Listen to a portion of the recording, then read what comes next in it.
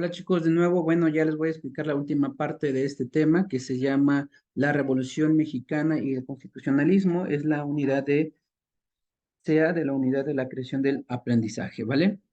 Bueno, miren, la Revolución Mexicana ya sabemos que fue un conflicto armado y una etapa de nuestra historia en la que diversos grupos y caudillos tomaron las armas para impulsar una serie de cambios políticos, sociales y económicos que eran para mejorar la situación del país. Una de las principales expresiones revolucionarias fue el constitucionalismo, liderado por Venustiano Carranza, pero que fue muy importante y principal para el dirigente esta parte del constitucionalismo, ¿no? Podríamos decir. Bueno, en el marco de la Revolución Mexicana, el constitucionalismo fue el movimiento político y militar que enarbolaba el respeto a la Constitución de 1857, vigente en aquel entonces y que tenía como fin la restauración del orden constitucional violentado en febrero de 1913 por el golpe de Estado asestado por el general Victoriano Huerta, donde había asesinado al presidente electo Francisco I. Madero y el vicepresidente Pino Suárez, ¿no?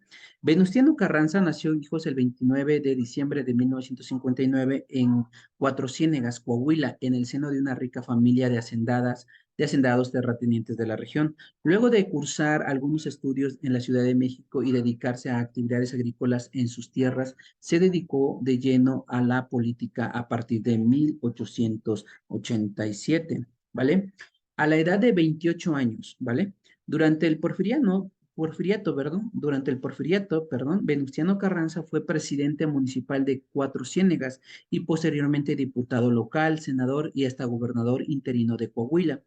Su decidido ascenso en la política fue detenido momentáneamente en 1909 cuando compitió por la gobernatura de su estado como candidato independiente en los comicios en los que fue derrotado por el candidato porfirista Jesús del Valle. Cuando el también coahuilense Francisco I. Madero lanzó el Plan de San Luis en octubre de 1910, que desconocía el gobierno de Díaz y convocaba al pueblo mexicano a tomar las armas el 20 de noviembre siguiente, Carranza se unió a la revuelta, ¿va? Eh, Venustiano Carranza y Francisco I. Madero se conocieron con anterioridad a la revuelta maderista iniciada en noviembre de 1910. Aunque el movimiento antirreeleccionista liderado por Madero había apoyado a Carranza para alcanzar la gobernatura de 1909, este no se adhirió por completo al maderismo para crear una abierta enemistad con el presidente Porfirio Díaz. Sin embargo, cuando estalló la revuelta maderista en noviembre de 1910, Carranza se desplazó a San Antonio, Texas, con el fin de reunirse con el jefe del movimiento. En muchas partes del país se movilizaron partidas que se secundaron a la rebelión de Madero, perdón, quien en febrero de 1911 ingresó al territorio mexicano para ponerse al frente de la revolución. Madero designó entonces a Carranza como nuevo gobernador interino de Coahuila y tras la toma de Ciudad Juárez en mayo, lo nombró secretario de guerra de su gobierno interino. Este nombramiento fue agriamente objetado por revolucionarios como Pascual Orozco y Pancho Villa. La revuelta maderista triunfó y Díaz renunció a la presidencia el 25 de mayo de 1911. Francisco León de la Barra se convirtió en presidente interino luego de triunfar en los nuevos comicios. Francisco Madera se convirtió en presidente constitucional de México en noviembre de 1911. Por su parte, Carranza abandonó la gobernatura interina de Coahuila para contender, perdón, en las elecciones locales en las que finalmente triunfó. Ahí, en ese mismo mes de noviembre, se convirtió en gobernador constitucional del estado, de su estado natal, ¿vale? Madero y Carranza gobernaron de forma paralela entre finales de 1911 y principios de 1913, el primero como presidente de la República y el segundo como gobernador de Coahuila. Sin embargo, en febrero de 1913, los porfiristas Bernardo Reyes y Félix Díaz orquestaron pues una rebelión militar en la Ciudad de México con la ayuda del embajador de Estados Unidos. La revuelta triunfó, Madera renunció a la presidencia y posteriormente fue asesinado. Sin embargo, quien aprovechó esta situación fue el general Victoriano Huerta, quien luego de traicionar a Madero y provocar su caída y asesinato, se convirtió en el presidente del país. Venustiano Carranza respondió inmediatamente al derrocamiento de Madero, desconoció el gobierno de Huerta y organizó un nuevo movimiento militar para combatirlo. En marzo, los carrancistas, como se conoce a los revolucionarios adeptos a Carranza, iniciaron los combates contra las fuerzas federales que defendían el régimen de Huerta. Para dar una estructura al nuevo movimiento revolucionario, Carranza convocó a la lucha contra Huerta el 26 de marzo de 1913 a través del Plan de Guadalupe, llamado así porque fue proclamado en la hacienda de Guadalupe, en el estado de Coahuila. Hay tres puntos importantes en este plan. El primero es que los sublevados desconocieran a los tres poderes de la República, incluida el presidente Victoriano Huerta, así como los gobernadores que avalaran al nuevo régimen. El segundo, que se anunciaba la creación del ejército constitucionalista, el cual lucharía para establecer el orden constitucional quebrantado por el golpe de Estado. Asimismo, se declaraba a Venustiano Carranza como primer jefe del ejército constitucionalista. El tercero es que el plan indicaba que una vez tomada la capital de la República por el ejército constitucionalista, la presidencia interina del país quedaría a cargo de Carranza, quien convocaría nuevas elecciones presidenciales. Al tiempo que Carranza proclamaba el Plan de Guadalupe, Pancho Villa ingresaba por su propia voluntad a territorio mexicano desde Estados Unidos de América con el fin de retomar sus actividades revolucionarias, en esta ocasión contra Victoriano Huerta. Desde inicios de la revolución, Villa había sido un leal partidario de Francisco I. Madero, ¿vale?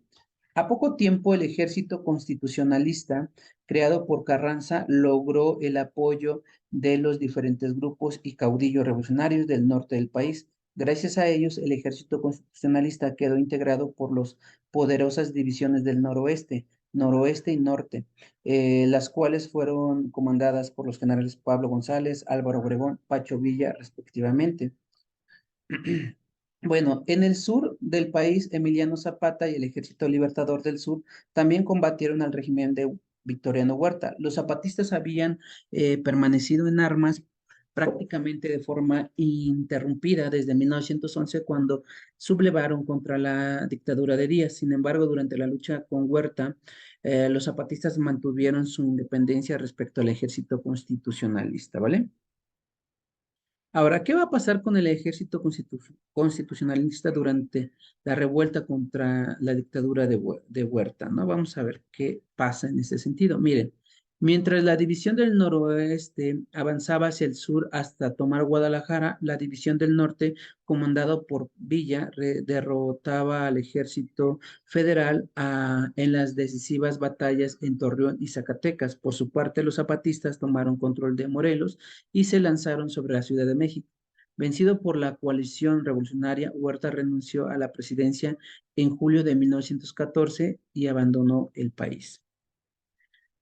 Bueno, con el fin de alcanzar la unidad, los vencedores celebraron la Convención Revolucionaria entre octubre y noviembre de 1914, la cual solo hondó las diferencias entre los grupos. El constitucionalismo y Carranza desconocieron la autoridad de la convención, sin embargo, continuó en actividades gracias a que fue respaldada por Villa y Zapata, quienes se aliaron para combatir a Carranza. Esta convención se le conoce como Convención de Aguas Calientes, ¿va? La guerra entre los convencionistas, que eran villistas y zapatistas, y los constitucionalistas carrancistas dio inicio en diciembre de 1914. Durante el año siguiente, los constitucionalistas, comandados por Álvaro Obregón, derrotaron definitivamente a los villistas y a mediados de 1916 el constitucionalista Pablo González había tomado las principales plazas de Morelos, lo que provocó el repliegue de los zapatistas, ¿va? Una vez derrocado Victoriano Huerta Hijos y convertidos en guerrilla los revolucionarios que demandaban el reparto de tierras villistas y zapatistas, los constitucionalistas tuvieron el cambio libre para impulsar su proyecto político. Sin embargo, el propio Carranza consideró que la Constitución de 1857 no reconocía los profundos cambios políticos, sociales y económicos que se habían demandado durante el recurso de la Revolución Mexicana. ¿A mí? Permítanme tantito, chicos.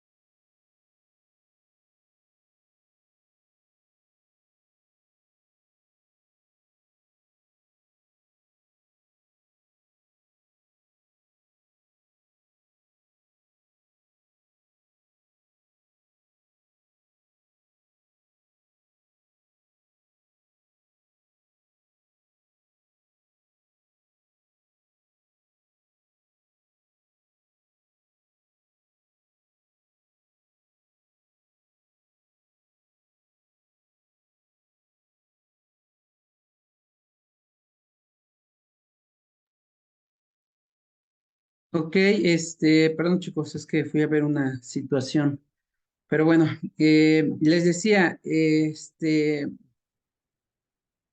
ya no me acuerdo les decía que hay una guerra entre lo que van a ser convencionistas, villistas, zapatistas y las constitucionalistas carrancistas desde el inicio de 1914. Durante los siguientes constitucionalistas, comandados por Álvaro Obregón, derrotaron definitivamente a los villistas y a mediados de 1916, el constitucionalista Pablo González había tomado las principales plazas de Morelos, lo que provocó el repliegue de los zapatistas. Ahora, una vez derrocado Victoriano Huerta y convertidos en guerrilla los revolucionarios que demandaban el reparto de tierras villistas y zapatistas, ¿ok? Los constitucionalistas tuvieron el camino libre para impulsar sus proyectos políticos. Sin embargo, el propio Carranza consideró que la Constitución de 1857 no reconocía los profundos cambios políticos, sociales y económicos que se habían demandado durante el curso de la Revolución Mexicana.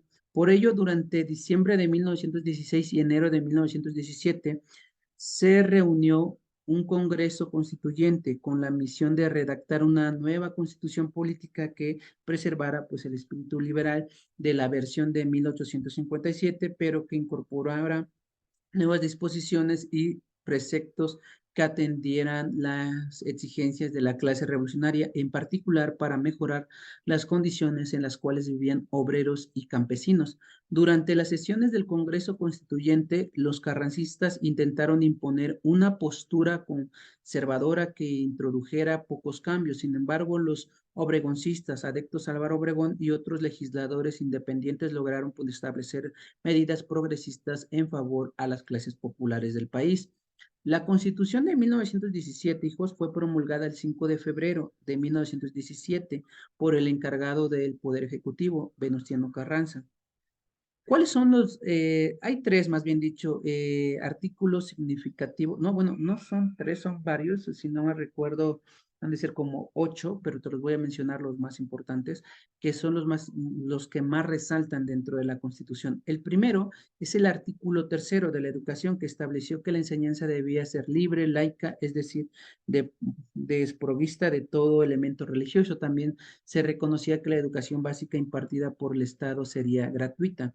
El artículo 7 mencionaba que entre las múltiples libertades reconocidas con la Constitución destacó la imprenta, la cual había sido evidentemente cortada durante el porfiriato. El artículo 24 que era un asunto que causó gran conflicto durante la Reforma Liberal, fue la libertad de cultos. Por fortuna, para cuando fue redactada la Constitución de 1917, el tema parecía zanjado, ¿no? Pues los diputados del constituyente incluyeron dicho precepto, o sea, que todo hombre era libre de profesar la creencia religiosa que más le agradara. Entonces, el artículo 24 se basaba en la libertad de culto. Tenemos el artículo 27, que más que dio más conflictos y suscitaría en los años siguientes fue el artículo 27, ya que reconocía la soberanía de la nación sobre el territorio nacional, incluido el subsuelo. Esta redacción abría las puertas para que el gobierno reglamentara el reparto de tierras e hiciera efectivos sus derechos sobre los recursos naturales ubicados en el subsuelo como el petróleo, ¿vale? El artículo 24, 40, perdón, en el texto también estableció con claridad la organización política del pueblo mexicano, el cual se constituía una república representativa, democrática y federal. Bajo este esquema, cada estado era libre, soberano en su régimen interior, aunque todos ellos se unían para conformar una federación, ¿vale? El artículo 50, que decía que el poder legislativo de la federación recayó en un Congreso General, el cual estaría integrado por dos cámaras, la de diputados y senadores, ¿vale? Al artículo 81, que comentaba que una de las muchas novedades respecto a la versión de 1857 fue la introducción de la elección directa de presidente de la República. Esto significaba que los votantes elegirían directamente al candidato de su preferencia, a diferencia del sistema indirecto, en donde sus votantes elegían a los llamados electos, quienes a su vez elegían al presidente, ¿vale? Artículo 83, Itzel, que decía que era considerado que la Revolución Mexicana estalló porque Madero denunció las relaciones fraudulentas de Díaz que le permitieron perpetuar el poder. La Constitución de 1917 reconoció el principio de la no reelección del presidente de la República, ¿vale? Y el último, el artículo 123, que enmarca que, bueno, es uno de los artículos más progresistas, fue el relativo de las relaciones obreras patronales. En este instauró la jornada laboral de 8 horas, el derecho a un día de descanso a la semana y el salario mínimo, ¿vale? Bueno, también, si bien los constitucionalistas prevalecieron sobre villistas y zapatistas y esto les permitieron consolidarse en el poder, ni Zapata ni Villa fueron derrotados por completo. Ambos continuaron activos en sus respectivas zonas de operación, aunque su poderío militar fue reducido a tal grado que durante 1915 y 1916 ya no constituyeron una amenaza real para el gobierno de Carranza. Con sus enemigos derrotados y la nueva constitución promulgada, el hasta entonces encargado del Poder Ejecutivo, Venustiano Carranza, fue elegido presidente constitucional de la República en marzo de 1917, cargo del que tomó posesión el 1 de mayo siguiente.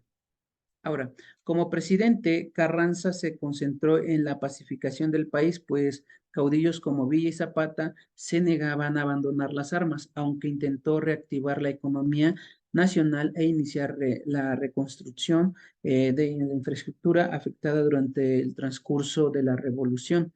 Se resistió a aplicar los preceptos más progresistas de la Constitución de 1917, impulsó un muy pequeño reparto agrario y combatió con dureza la organización sindical de los trabajadores. Estas medidas provocaron su impopularidad y lo dejaron de algunos de sus aliados como Álvaro Obregón, quien mantenía una estrecha relación con sus obreros, con el sector obrero. Desde su irrupción en 1913, el constitucionalista contó entre sus filas con destacados revolucionarios, algunos de los cuales extenderían su protagonismo hasta la década siguiente.